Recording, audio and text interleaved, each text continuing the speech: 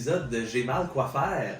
Alors cette semaine, on parle d'un cas de douleur au coude, si je comprends bien. Julie. Exactement, on va parler d'un cas de douleur, dans le fond, de type épicondylite, là, douleur qui va être plus sur le côté du coude, juste Ouais, à l'extérieur du coude. Exact. On appelait ça des épicondylites, c'est un diagnostic accepté encore. On entend maintenant de plus en plus des épicondylalgies, ce qui veut dire une douleur à l'épicondyle, qui est la partie extérieure du coude. Ça veut juste dire qu'il y a une douleur, mais ça n'explique pas c'est quoi le problème. Ouais. Fait que dans ton cas à toi, ben pas toi, mais ton patient, qu'est-ce qui se passe? En fait, c'est ça, c'est vraiment de la douleur lors des efforts. Quelqu'un qui travaille beaucoup physique à son emploi. Puis là, on a eu quand même pas mal de bordées de neige cet hiver, donc au pelletage, dans le fond, provocation de la douleur. Et là, la douleur commençait à réveiller la nuit, commençait à être présente de plus en plus souvent dans le jour aussi. Donc à ce moment-là, décider de venir en physiothérapie. En plus de prendre un petit peu d'anti-inflammatoire, il voulait savoir quoi faire. Fait que là, à part la douleur, est-ce qu'il y avait un autre truc qu'on voyait, là, qu'on pouvait noter quand on évaluait cette condition-là? C'était beaucoup la perte de force. Okay. Donc, dès qu'on forçait, surtout la force de préhension, donc pour serrer un objet, il y avait une diminution importante, là, surtout due à la douleur. OK. Donc là, on a un mélange de douleur et de perte de force. Qu'est-ce qu'on peut faire pour améliorer cette condition-là?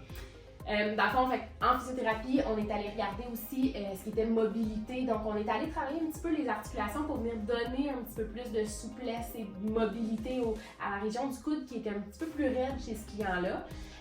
Et on a débuté un programme de renforcement très progressif en respectant, dans le fond, en étant sous le seuil des symptômes pour s'assurer d'une progression de renforcement qui va venir aider la condition pour reprendre des efforts plus importants dans le futur. Peux-tu nous montrer un exemple d'exercice, par exemple, que tu donnais à cette personne-là? Oui. En fait, c'est un exercice qu'on va venir accoter le bras ici. Et on va mettre un petit poids dans la main. Donc, dans ce cas-là, on a débuté par un 2 livres. Donc, c'est quelque chose de très faible comme poids, mais en même temps, il faut commencer avec quelque chose qui ne provoque pas la douleur au coude. Et ce qu'on va venir faire, c'est des exercices d'extension du poignet comme ça. Donc, lever le poignet vers le haut. Nous, on s'est rendu à 3 séries de 7 répétitions. C'était la tolérance du client. Donc, c'est un des exercices avec lequel il est reparti à faire à la maison. Bon, alors, donc, un mélange d'aller travailler la mobilité de l'articulation selon qu'est-ce qu'on trouve qui est problématique, adresser la douleur, bon, parfois avec la médication, mais quelque chose qu'on ne peut pas garder pour toujours. Encore une fois, si on a besoin de prendre des Tylenol ou des Advil pour améliorer sa douleur, temporairement, ça peut être une bonne idée. Ceci étant dit, ça ne devrait pas être une solution à long terme. Donc, c'est pas la seule solution. C'est pas la seule solution. Puis c'est important d'adresser la cause, parce que la médication adresse la conséquence qui est la douleur, mais pas nécessairement la cause de la douleur. Exact. Donc, si jamais c'est votre cas, c'est important de consulter son physio ou sa physio pour ce genre de problématique-là. Évidemment, nous, on donne un exemple de cas.